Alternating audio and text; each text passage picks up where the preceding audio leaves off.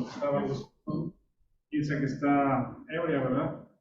Y ella le explica, no, solo estoy orando, tengo angustia y estoy orando al Señor por esta necesidad, este anhelo que tiene en mi corazón. Dice, no tengas a tu sierva por una mujer impía, porque por la magnitud de mis congojas y de mi aflicción he hablado hasta ahora. Es decir, ella estaba derramando su corazón ante Dios, ¿verdad? Y el profeta le dice, o sea, el sacerdote le dice, el Señor te conceda lo que le estás pidiendo. Y su petición era un niño. Y tiempo pasa, ella viene a presentar al niño y lo presenta y le dice, por este niño oraba y Jehová me dio lo que pedí. Y después en el capítulo 2, Ana hace una oración, hay un cántico, una oración, un cántico de alabanza a Dios, y voy a leer un segmento, no lo busquen, pero es del capítulo 2, 1 de Samuel, versículos 6 al 9, dice, en parte de la oración o del cántico, dice, Jehová mata y Él da vida. Él hace descender al Seol y hace subir. Jehová empobrece y Él enriquece, abate y enaltece. Él levanta del polvo al pobre, del muladar exalta al menesteroso para hacerle sentarse con príncipes y heredar un sitio de honor, porque de Jehová son las columnas de la tierra, y Él afirmó sobre ellas el mundo. Él guarda los pies de sus santos, mas los impíos perecen en tinieblas, porque nadie será fuerte por su propia fuerza.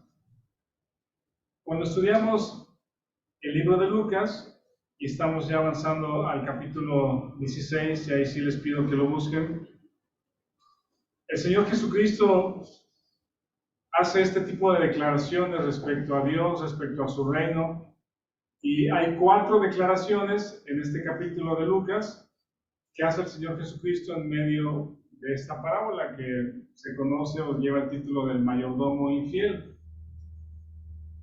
Hace 4 declaraciones el Señor Jesucristo, ahorita las vamos a ver. Está dirigida a los discípulos, a los creyentes, a los hijos de luz, a las personas que están siguiendo por fe a Jesucristo, y algunos han comentado sobre esta parábola del mayordomo infiel, que es un poco extraña, es como un tanto extraña. Alguien le puso el adjetivo de estrafalaria, es algo que sale de lo común, porque parece que el señor o el dueño el hombre rico que está aquí mencionado, que tiene un mayordomo, me parece que está elogiando al mayordomo que hace mal, ¿verdad? Ese es el punto por lo cual es una de las razones que dicen que es un poco extraña o estrafalaria o rara, porque realmente en Lucas hay 2 ocasiones que son parecidas, que parece que es alabado la persona que hace mal. El otro es en el capítulo 18 con el juez injusto, ¿verdad? Dice, hay un juez injusto, pero finalmente accede a la oración de la persona que está insistiendo en que le haga justicia, y parece que es como una alabanza al que hace lo injusto, al juez injusto, y este es de ese estilo también. Entonces ahorita vamos a ir metiéndonos al texto, pero está dirigida a los discípulos, pero siempre que están cerca son los fariseos escuchando, ¿verdad? Ya hemos visto a lo largo del libro que o están murmurando o quieren hacer una pregunta capciosa, un tirabuzón para agarrarlo y prenderlo en algo que está equivocado, o pensar que hacer que se equivoque.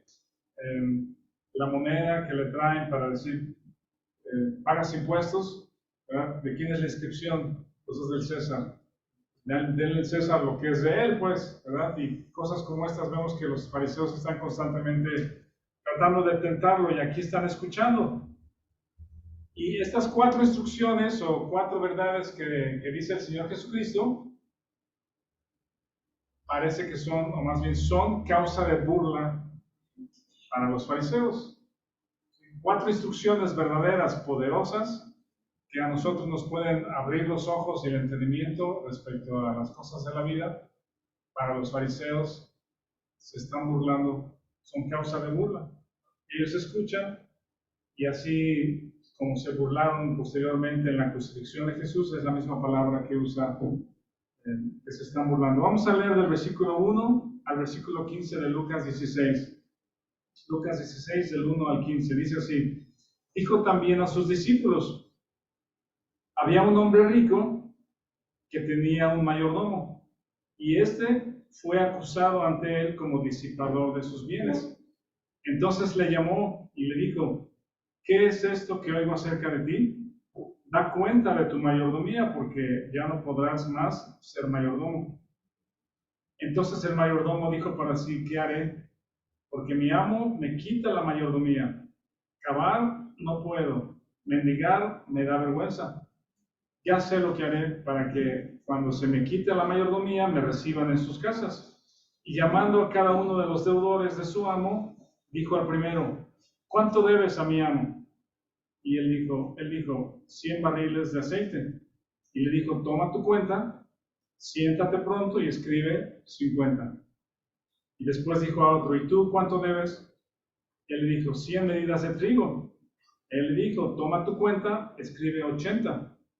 Y alabó el amo el mayordomo malo por haber hecho sagazmente, porque los hijos de este siglo son más sagaces en el trato con sus semejantes que los hijos de luz. Y yo os digo, ganad amigos por medio de las riquezas injustas, para que cuando éstas falten, os reciban en las moradas eternas. El que es fiel en lo muy poco, también en lo más es fiel. Y el que en lo muy poco es injusto, también en lo más es injusto. Pues si en las riquezas injustas no fuisteis fieles, ¿quién os confiará lo verdadero? Si en lo ajeno no fuisteis fieles, ¿quién os dará lo que es vuestro? Ningún siervo puede servir a dos señores, porque o aborrecerá al uno y amará al otro, o estimará al uno y menospreciará al otro. No podéis servir a Dios y a las riquezas. Y oían también todas estas cosas los fariseos, que eran avaros y se burlaban de él. Entonces les dijo: vosotros sois los que os justificáis a vosotros mismos delante de los hombres, mas Dios conoce vuestros corazones, porque lo que los hombres tienen por sublime delante de Dios es abominación. En medio de estas parábolas que la mayoría de las parábolas o las enseñanzas del Señor Jesucristo usando alguna parábola están relacionadas con la salvación. La trilogía que recientemente vimos de la oveja perdida, la moneda perdida, el hijo perdido, claramente habla acerca de la salvación. El ser humano perdido, con los cuales el Señor Jesucristo convive y viene a hablar y a mostrarles el reino de Dios, a anunciarles el reino, el evangelio, ¿verdad? Y los fariseos también están perdidos, pero no se ven perdidos. Ellos se creen justos delante de Dios y el Señor Jesucristo hace el símil, la parábola de el hombre que va a buscar a la oveja y cuando la encuentra hace fiesta, está gozoso porque encontró a su oveja, lo mismo la mujer que encuentra su moneda. De la misma manera hay gozo en el cielo cuando un pecador se arrepiente, ese es el punto. Y después vemos el arrepentimiento ilustrado o personificado en el hijo pródigo, ¿verdad? Lo que hay en su mente, lo que hay en su corazón, dónde estaba perdido, dónde estaba desperdiciado, o desperdiciando su vida y sus bienes o los bienes de su padre, y vuelve en sí en un cambio de mente, ¿verdad? Y regresa arrepentido, humillado, dispuesto a no ser el mismo, a no tener la misma posición delante de su padre en necesidad, y su padre es movido a misericordia. No le da lo que merece, misericordia, le da lo que no merece, la gracia, en gracia, le viste, le pone el anillo, le hace fiesta, mata al becerro gordo, y el asunto es, los fariseos están escuchando, y es como lo que dijimos de Natán a David, que le dijo, ese hombre eres tú, ¿verdad? David no se había visto en la ilustración del hombre pobre y el hombre rico. De la misma manera, el Señor Jesucristo revela a los fariseos, diciéndoles, ese hermano mayor que no se goza con el perdido, eres tú. Le está diciendo al fariseo, ese eres tú y sigues igual de perdido. El hijo perdido alcanzó salvación por medio del arrepentimiento, alcanzó misericordia. Pero el que se cree justo, justificado por sí mismo, por sus obras, pensando que Dios le debe la salvación, que Dios le debe la vida eterna, que no se ve pecador, no alcanza misericordia porque no hay arrepentimiento en su corazón. Estas parábolas acerca de la salvación de una y otra forma. En esta parábola encontramos estas 4 declaraciones acerca de el reino de Dios, de los creyentes y de los incrédulos. La primera declaración, bueno, déjeme irme un poquito más para atrás. La parábola habla acerca de un hombre rico que es agrícola, ¿verdad? Tiene muchos bienes, posiblemente o muy seguramente, como era en la cultura, estaba rodeado de personas similares, estaba conectado con la agricultura o el sistema económico de ese momento, rodeado por grupos similares de gente acaudalada y dependientes de él o de su labor, de su trabajo en el campo, de la producción que tiene con el aceite de oliva o con la oliva y produciendo aceite y después el trigo, se generan relaciones comerciales y posiblemente esos peones o intermediarios que comercializaban a menor escala lo que este hombre rico producía, generaba esa relación de deudor y acreedor, ¿verdad? Había un lazo ahora de que el hombre rico les soltaba bienes y aquellos mientras comercializaban o lo vendían, tenían una deuda con este hombre. Y el encargado de esa administración de los bienes del hombre rico, lo que sucedía con esos hombres ricos era que regularmente no estaban al pendiente de las cosas pequeñas, es decir, ponen administradores, mayordomos, porque ellos se ocupan quizá de viajar o de cosas más grandes, más importantes. Y este mayordomo lo que se acostumbraba a hacer era una persona que incluso era un esclavo, iba teniendo posiciones de confianza para con el amo. Le daba confianza, crecía de tal manera que el amo le soltaba más responsabilidades y eventualmente se podía convertir en un mayordomo, administrador de los bienes de su amo. Actúa a favor del dueño. Todo lo que él comercializa o lo que hace, las transacciones que hace y lo que autoriza, son a favor de los bienes del dueño, del dueño y de sus bienes, ¿sí? Mientras el dueño no está. Entonces las características de un mayordomo regularmente son o deben de ser que es una persona confiable, de mucha confianza, que va creciendo de lo poco a lo mucho, administra los bienes, los hace producir, recupera las deudas, ¿verdad? Negocia con los acreedores, con los deudores, perdón, tiene el derecho o tiene el poder de parte del dueño para poder hacer estas transacciones, negociaciones, actúa en nombre del dueño y tiene esa responsabilidad y poder. Y entonces se le da un reporte al hombre rico, se le hace un reporte, alguien le reporta, le dicen, ¿sabes qué? El mayordomo está disipando tus bienes, está haciendo mal uso de los bienes, está derrochando, disipando. Esta palabra acusar es la misma que se usa para definir a Satanás, que es el diablo, ¿sí? Aquí no sé en qué sentido se usa, pero es la misma palabra que es acusar. Alguien te está acusando, es diablo, alguien te está acusando de que estás haciendo mal. Entonces este hombre rico, llama al mayordomo y es muy interesante que le hace pregunta, ¿sí? Él no lo está acusando, hay quien lo acusa y él le pide el reporte con pregunta, le dice, ¿qué es esto que oigo acerca de ti? Da cuenta de tu mayordomía, porque ya no podrá ser mayordomo. Lo va a destituir, le va a quitar su trabajo, le va a decir, estás despedido. No hay forma de que salve su empleo. quiere un reporte, quiere cuentas de todo lo que ha hecho, porque ya está confirmado que está disipando los bienes. Alguien decía al respecto de esta parábola, si vas a despedir a tu contador, haz lo que desaloje su escritorio en ese mismo día, pues no le des una semana o 2 semanas, porque va a ser lo mismo que el hombre mayordomo, pues, ¿qué haré? ¿Qué haré? ¿Qué haré? No sé si les ha tocado a ustedes que tienen empresas o tienen empleados despedir a alguien,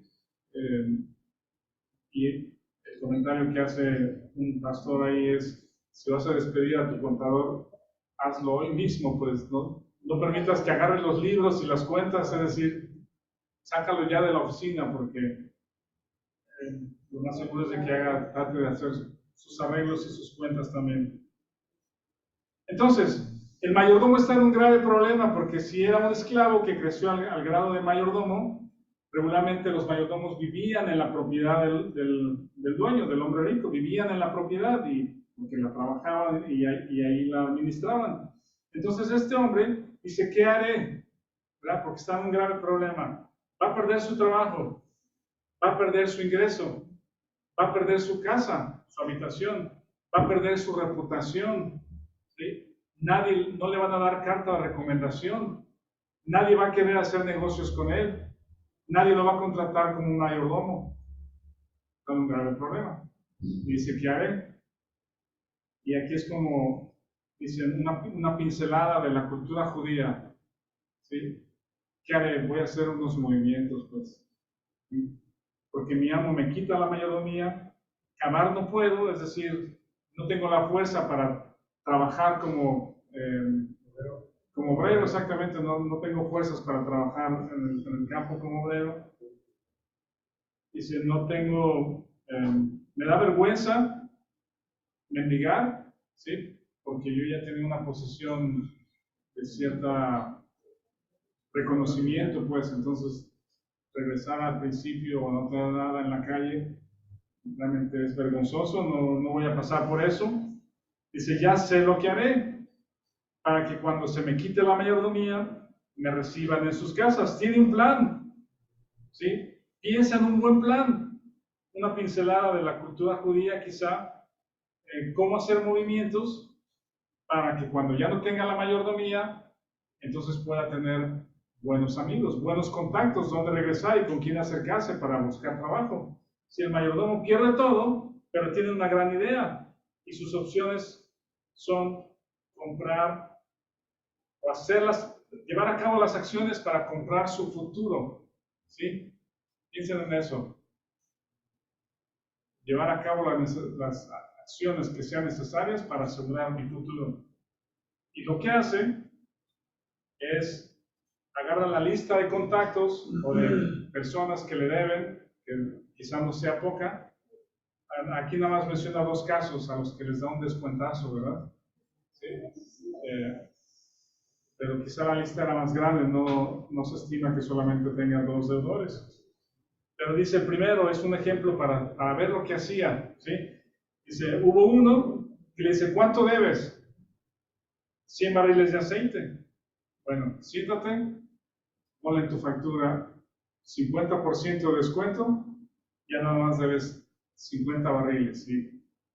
Que le digan eso a una persona que tiene una gran deuda, es de mucha alegría, pues, es amigo, gracias, vamos a cenar, gracias, pues, te la debo, sí.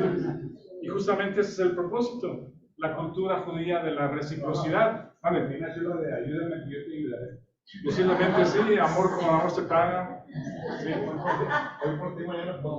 Algo así, exactamente, es la cultura de ser recíproco. Me compromete, si tú haces eso conmigo, me compromete para hacer lo mismo, o de verte hacer lo mismo contigo en algún momento. Aquí los estudios en un comentario menciona que 100 barriles de aceite, que posiblemente eran aceite de oliva, ¿sí? Que tenía muchas aplicaciones, que quizá el valor de esos 100 barriles de aceite era 3 años de salario. 3 años de salario para que pudieras pagar 100 barriles de aceite. Entonces, 50% de descuento en tu deuda. Muchas gracias, estoy comprometido y agradecido con lo que estás haciendo.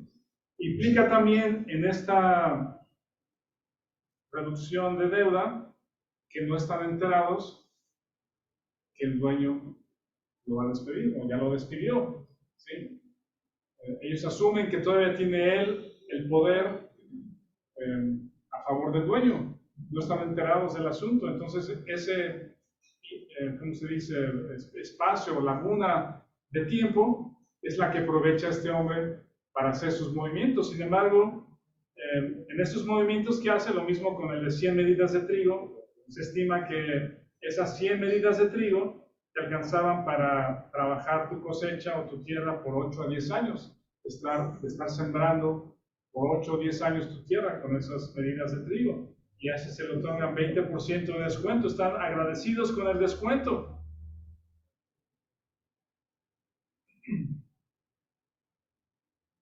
Cuando el amo escucha esto, y les digo, aquí solamente hay 2 ejemplos, pero posiblemente la lista era mucho más larga. Dice, alabó el amo al mayordomo por haber hecho sagazmente. ¿Sí? Quizá al amo no le significaba mucho esos descuentos, quizá él mismo estaba acostumbrado a otorgarlos, ¿verdad? Por sus razones. Pero lo que le llama la atención no es, o lo que se sobresale ahí no es, me hizo perder, ¿verdad?, 50 barriles o me hizo perder 20%, ese no es el punto en este momento. Lo que está en la cabeza del dueño es que ha abusado este muchacho, pues, o qué, ¿verdad? Qué listo, o sea, híjole, esa movida no me la esperaba, pues, ¿verdad? Porque ante la falta de trabajo, de casa, de ingreso, de recomendación, una vida terminada que tenía solamente 2 opciones, o trabajar como albañil o como obrero, o salir a la calle y mendigar porque no iba a tener nada, ¿sí? Hace un movimiento de esos que son brillantes, pues, ¿verdad? Pero lo hace asegurando su futuro de una manera muy extraña, pero aún deshonesta, ¿sí? Lo hace de una manera aún deshonesta. No lo está alabando porque hizo lo correcto, ¿sí?, sino porque fue una movida brillante, ¿sí? Y él no la pudo detener, o sea, no la esperaba y no la pudo detener. ¿Amén?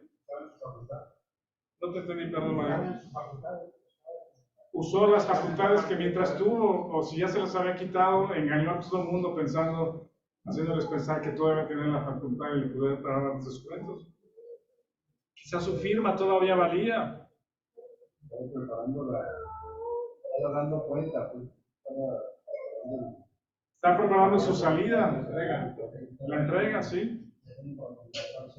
Sin importar, vean esto, el mayordomo asegura su futuro o busca comprar su futuro y asegurar sin importar si lo que está haciendo es correcto o incorrecto. Eso no importa para él, si es justo o injusto, si es honorable, si es virtuoso. Y por eso dice, porque los hijos de este siglo son más sagaces o astutos en el trato con sus semejantes que los hijos de luz. Un hijo de luz no haría esas movidas de deshonestidad, de robar o de engañar o de mentir, ¿verdad? No se esperaría de un creyente o de un hijo de luz, uno que sigue a Jesucristo, que quiere arrepentirse o que está siguiendo a Jesucristo, que haya esta movida, pero sí el hijo de este siglo. Y me llama la atención que menciona, dice, ganar amigos por medio de las riquezas injustas. Este no es el punto del día, pero le llaman riquezas injustas porque el sistema en el que nos movemos o en el que estamos es realmente es injusto, ¿verdad? El sistema monetario, los gobiernos pueden imprimir, iba a sacar un billete, pero creo que no tengo. Sí tengo. No, un billete de 20. ¿Sí? Realmente esto dice que vale 20, pero ¿20 qué? O sea, 20 pesos. se supone que debería estar respaldado por oro, ¿verdad? Hay gobiernos que no tienen suficiente oro, pero imprimen circulante, imprimen papel moneda para que siga circulando y la economía de alguna manera esté funcionando. Por eso le llama riquezas injustas, porque es un sistema creado por el hombre. En ese sistema estamos, y hay personas, en este caso les llama los hijos de este siglo, que son sagaces, no importando si es correcto, si es incorrecto, si es justo, si es injusto, pero lo saben mover. Intereses, impuestos, descuentos, inversiones, no sé, no digo que no se hagan, ¿verdad?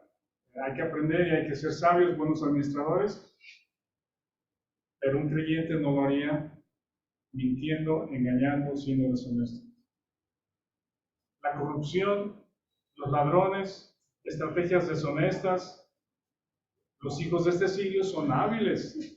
Y si se dan cuenta, en todo este sistema es lo que domina la mente y los pensamientos del ser humano. Está el hilo conductor, el motivador de las acciones de la mayoría de los seres humanos está dirigida o está conducida por el dinero, por las ganancias. ¿Sí? Repito, el dinero no estoy diciendo que es malo, pero el problema es maniobrar nuestra vida de manera exitosa, engañando, siendo deshonestos, robando, y ahí sí hay personas que son muy sagaces para comprar amigos, para comprar contactos que hacen lo mismo. Y entonces encuentras prosperidad. El libro de Proverbios habla acerca de este tema también. Una mordida aquí, una mordida allá, y ambos salimos ganando. Un pastor, un predicador hace este comentario, dice que él leyó en algún libro alguna estadística sobre el dinero, y alguien había estudiado respecto a esto, y dice, se estima o estimo, decía esta persona, que un individuo que vive 80 años, ¿verdad? Que alcanza a vivir 80 años, por lo menos 50 de esos 80 años, en su mente está el asunto del dinero. ¿Sí? Otra vez repito, no estoy diciendo que el dinero es malo, pero es lo que está en nuestra mente, ya sea ganarlo, cómo cobrarlo, cómo invertirlo, cómo gastarlo, cómo depositarlo, ¿verdad? ¿Cuánto tengo? ¿Cuánto no tengo? ¿Cuánto no tengo? ¿Cuánto me falta? ¿Sí? Y el Señor Jesucristo está hablando de este tema y la Biblia realmente es amplia en hablar acerca de este tema. Hay muchas menciones, muchos textos que hablan acerca de este tema porque es un tema que nos llega a dominar, que nos llega a llamar tanto la atención y a dominar nuestros pensamientos. Ahora voy y pongo al punto. En el versículo 9 dice, y yo os digo, esta es la primera declaración del Señor Jesucristo, de las 4 que les dije, ganad amigos por medio de las riquezas injustas, para que cuando éstas falten, os reciban en las moradas eternas. Ahí hay un punto y una enseñanza que el Señor Jesucristo está diciendo. Las riquezas injustas se refiere al sistema de monedas de dinero en el cual nos manejamos. Usar ese dinero, ¿qué tal? Para la salvación de otros, para el impulso del Evangelio, para hacer amigos que los podamos ver en la eternidad. Piensen un poquito en esto. Somos administradores, todo lo que podemos tener, ingresar, comprar, tener, ganar, invertir.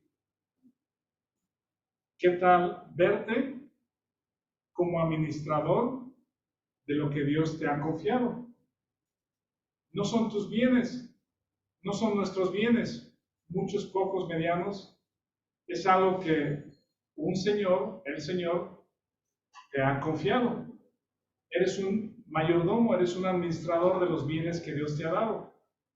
Al principio leí esta declaración que hace Ana, este cántico, haciendo declaraciones respecto a Dios, que Él mata y Él da vida. Dice, Él enriquece y Él empobrece. Ahorita vamos a llegar a otro punto. Somos administradores de lo que Dios te ha confiado. ¿Qué tal usar nuestros recursos o algo de nuestros recursos o pensar que podemos usar algo de nuestros recursos para ganar amigos eternos? ¿Tienes tiempo? ¿Tienes el poder del lenguaje? ¿Tienes el don de la palabra, de la verdad, que es poder de Dios para salvación? ¿Dónde está tesoro? ¿Dónde está tu tesoro? Ahí está tu corazón.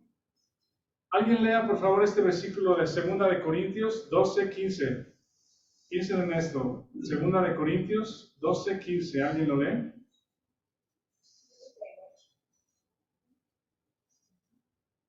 Yo con el mayor placer gastaré lo mío, y aún yo mismo me gastaré de todo por amor de nuestras almas, aunque amándoos más sea amado menos. Ajá. Este lo hemos visto en el contexto del amor supremo, ¿verdad? Y Pablo dice, yo me voy a gastar lo mío, gastaré a mí mismo por amor a ustedes de vuestras almas, ¿sí? Comprar amigos. En ese sentido, es lo que está diciendo el Señor Jesucristo. Gana almas, alcanza almas por medio de los recursos que puedas tener. Dice, aunque amándoos más, sea amado menos. El asunto no es un intercambio al estilo judío recíproco, ¿no? Hoy te pago, hoy te doy la salvación, pero tú me debes, ¿verdad? Sino es, gastaré lo mío, me gastaré a mí mismo por amor a ustedes, de sus almas, algo eterno. Dice, aunque yo amándoles y gastándome, ustedes no me den nada. Y aunque no me amen más, pues eso no es el punto.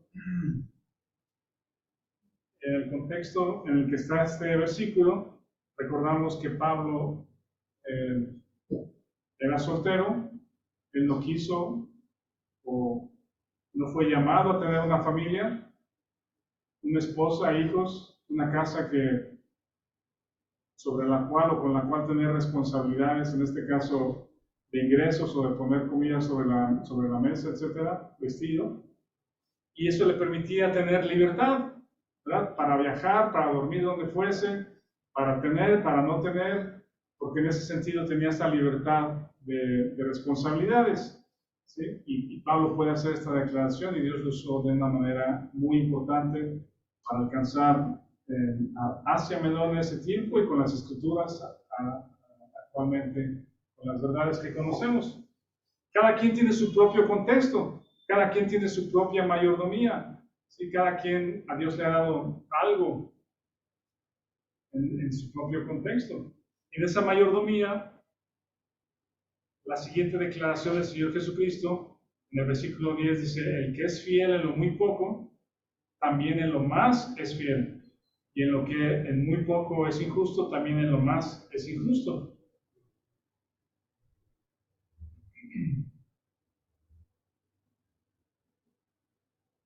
El hermano Heriberto nos mandó esto, ¿verdad? Sí. Lo empecé a leer, le di una ojeada y leí algunas cosas, y de hecho me gustó una para leerlo. Un párrafo. Este es un testimonio de este hombre llamado George Mueller. Encontramos muchos libros y hay mucha información acerca del ministerio que él tuvo en Inglaterra. Nació en 1802, a los 21 años él se convirtió a Cristo y lo que Dios puso en su corazón fue poner orfanatorios,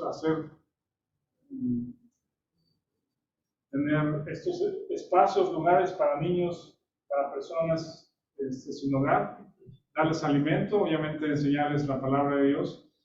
Y ese es el testimonio de un hombre que lo visita y le hace algunas preguntas, como una entrevista, ¿no? Y dice, vean esto, dice, señor Mueller, ¿ha encontrado al Señor siempre fiel en sus promesas? Por cierto, murió a los 93 años este hombre. Dice, su respuesta fue, siempre. La pregunta, repito, es, ¿ha encontrado al Señor siempre fiel en sus promesas? Y su respuesta fue siempre. Nunca me ha fallado. Durante casi 70 años, cada necesidad en conexión con esta obra de niños huérfanos ha sido llenada. Los huérfanos desde el principio hasta ahora suman 9.500. En 70 años atendió a 9.500 huérfanos. Y dice él, pero nunca les ha faltado ni una comida. Cientos de veces hemos iniciado el día sin un centavo, pero nuestro Padre Celestial ha enviado el sustento en el preciso momento cuando se necesitaba. Nunca sucedió que nos faltara una comida saludable. Durante todos estos años he recibido el poder de confiar solo en el Dios viviente. En respuesta a la oración, me ha enviado hasta $7,5 millones de dólares, o de, no sé si eran libras en ese tiempo, en ese momento, cuando estaban en Inglaterra, pero de esos $7,5 millones. Hemos necesitado hasta 200,000 por cada año, y todo ha llegado cuando se necesitaba. Nadie puede decir que jamás le haya pedido ni un centavo. Este es lo impresionante también de su ministerio, que no mandaba cartas de oración y peticiones, no, oren porque, o sea, no decía, nos faltan 500 cosas y comida y tal. Él no mandaba peticiones de oración, él simplemente se arrodillaba y oraba. Dice, nadie nos puede decir que jamás le haya pedido un centavo, a nadie le pidió nunca un centavo. No tenemos comisiones, ni recolectores, ni donaciones, ni inversiones. Todo ha llegado en respuesta a la oración de fe. Dios tiene muchas maneras de conmover el corazón de los hombres, de todo el mundo, para que nos ayuden. Mientras yo oro, el Señor habla a uno o a otro, en este o en aquel continente, para que nos envíe ayuda. Apenas la otra noche, dice él, mientras yo predicaba, un caballero escribió un cheque por una elevada suma de dinero y me lo entregó al terminar el culto. Se está pensando por algún, no, bueno, hasta ahí. Pero él doblaba su rodilla en la necesidad y el Señor tocaba los corazones de las personas que justamente pensaban como lo que el Señor Jesús está expresando, se veían como mayordomos y dónde poder apoyar, hacer amigos, invertir o usar las riquezas injustas. Y repito, no estoy hablando solamente hoy en día o aquí a los que tienen más. Todos tenemos algo, pues, si no, todos tenemos tiempo, todos tenemos palabra, todos tenemos vida. Algunos tienen recursos financieros, económicos. Todo puede ser usado por Dios. Toca su corazón y en obediencia, en buena administración de los bienes, en silencio, no delante de las personas para que nos vean, podemos ayudar y servir para la extensión del Evangelio. Cuando Pablo es enviado en el libro de los Hechos, la iglesia de Antioquía enviaba ofrendas a la iglesia de Jerusalén, que era una iglesia pobre, dice la Biblia, eran hermanos de pocos recursos en Jerusalén. Y la iglesia de Antioquía al norte mandaba ofrendas por mano de Pablo. Ese fue el primer ministerio de Pablo, uno de los primeros. Y eventualmente la iglesia envía a Pablo, lo equipa, no solamente diciéndole ve, sino lo equipa con recursos, con bienes, una dotación para que pueda hacer sus viajes. Somos mayordomos de algo que no es nuestro. Asimismo, las autoridades, gobernadores, presidentes municipales, presidentes de un país, gobernadores, aunque no lo sepan, son administradores, servidores de Dios y van a dar cuentas de su mayordomía. Continúa el texto y dice, bueno, fíjense en el versículo 10, dice, el que es fiel en lo muy poco, también en lo más es fiel, y en lo que en muy poco es injusto, también en lo más es injusto. ¿Qué les revela este texto? El mayordomo.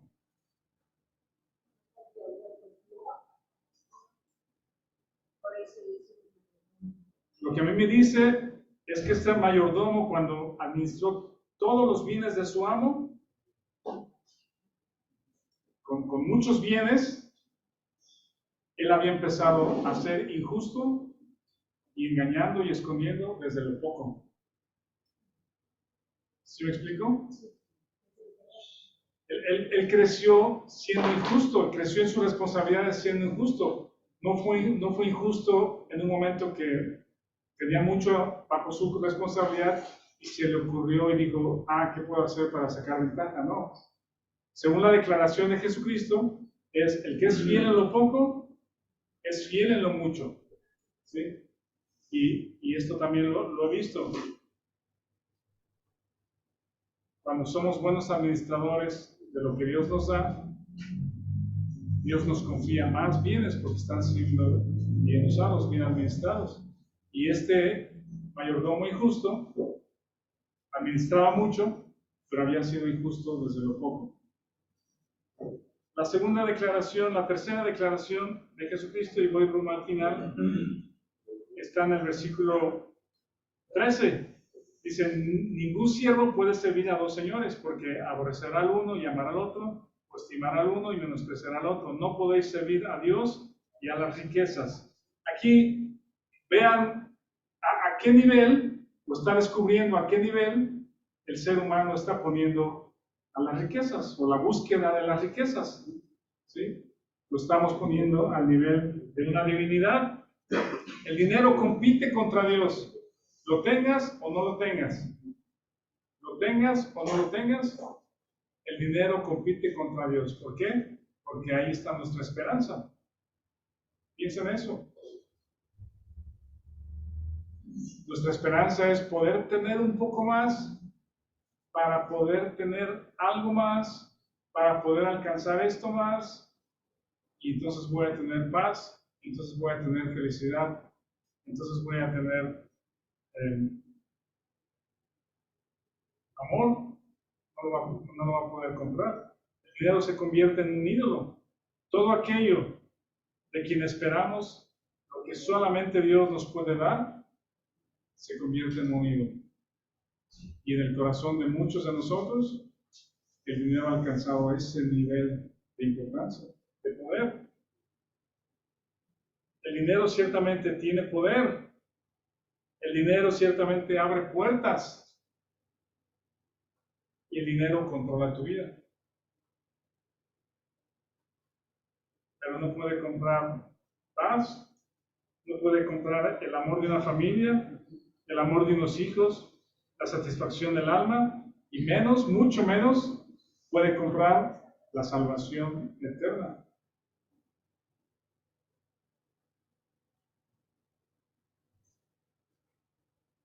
Dios se puede usar como buen administrador o administradora, buena mayordoma, ¿cómo se dice en femenino? Mujer mayordomo, hombre mayordomo, tu mayordomía, para comprar lo que es eterno. Es decir, como Pablo dice, yo me voy a gastar a mí mismo, dentro de su contexto, les digo, de hombre solo, sin responsabilidades de familia. Es decir, yo me gasto por ustedes, gasto todo lo mío por amor a lo eterno, que son sus almas. Ve tu espacio, ve tu vida, tu contexto. Hay áreas en donde Dios todavía te puede usar. Dios te puede usar de una manera importante para alcanzar lo que es eterno. No podemos servir a Dios y a las riquezas al mismo tiempo. O es uno o es otro. El mayordomo injusto prefirió servir a las riquezas, servirse a sí mismo. Y Jesucristo, el Señor Jesucristo, le está diciendo estas verdades a los discípulos. Y ellos, en su corazón, decidieron, también en su propio contexto, entregar su vida por la predicación del Evangelio. La cuarta declaración está en el versículo 15. Cuando Jesucristo les dice a los fariseos ahora, mas Dios conoce vuestros corazones. El versículo 14 dice, y oían también todas estas cosas los fariseos, que eran avaros, y se burlaban de él. Vean, piensen en este versículo. Lo que Jesucristo declara con toda verdad, con toda autoridad, para unos es una instrucción poderosa y para otros es causa de burla. Porque ellos amaban al dinero. La palabra que usa ahí, amor al dinero, es encariñado con el dinero. No es dinero. El original dice encariñado con la plata. Sí, porque ese era el metal de las monedas en ese tiempo. Es encariñado con la plata. Usa la palabra filos, filial, de amor filial, amor de amigos. ¿Sí? Pues ese es el amor filial, lo tienes por la plata, lo consideras como un amigo. Entonces ellos se burlaban y Jesucristo ahora voltea con ellos, los fariseos, y les dice: ustedes son los que se justifican a vosotros mismos delante de los hombres, mas Dios conoce vuestros corazones. Hay uno al que no podemos engañar. Hay un amo que nos da cosas, recursos en mayordomía, y a él no lo podemos ir. No podemos hacer movidas que compren nuestro futuro, pero sí podemos estar abiertos delante de él en oración como Ana, en oración como Jorge Müller, en nuestro propio contexto, y decir: Señor, esto tengo, esto soy, tú sabes mis necesidades, nada nos falta, ¿qué quieres que haga? Tú eres el proveedor, tú eres el generador, tú enriqueces, tú empobreces, solo soy tu mayordomo. ¿Qué quieres que haga? ¿Te has visto de esa manera? Pues es tiempo de que lo hagamos. Somos mayordomos de algo que no es nuestro. Y luego dice que si no confiamos, no somos fieles con las riquezas injustas, por el sistema monetario, digamos, ¿quién nos confiará lo verdadero? Si en lo ajeno no fuimos fieles, ¿quién nos dará lo que es vuestro? Las riquezas eternas, lo que no se deshace, lo que no cambia, lo que no permanece, que no se devalúa, que nadie te puede quitar. Que pongamos nuestros ojos ahí. Entre las cosas que Dios nos ha dado para administrar, piensa en esto. Dios te ha dado familia. A muchos de nosotros Dios nos ha dado hijos. Dios te ha confiado a tus hijos. No que los uses o los pongas a trabajar, ¿verdad? Bueno, llega un momento en que sí tienen que salir a trabajar, pero ¿qué tal educarlos y formarlos piadosamente en la verdad de Dios? Porque Él los puede usar justamente para edificar a la iglesia, para alcanzar a otros perdidos, para dar testimonio del Señor. Eso fue lo que hizo Ana, presentó a su hijo. ¿Qué tal tus talentos y capacidades? Tú puedes hacer cosas que nadie más puede hacer, ves las cosas diferentes que otros no pueden ver. Dios te ha dado talentos, te ha dado capacidades. ¿Qué tal ponerlos al servicio del Señor? El tiempo, la enseñanza dada, lo que has aprendido, no te lo guardes, no lo guardemos. Hemos aprendido tantas cosas que puedes compartirlo con otro, que alguien puede encontrar lo que tú sabes, algo esperanzador y de mucho valor. Tu influencia, o tus conexiones, o tus contactos, tu ministerio, tu familia, esto es tan valioso y que Dios nos ha dado para cuidar. Terminamos con una oración, por favor.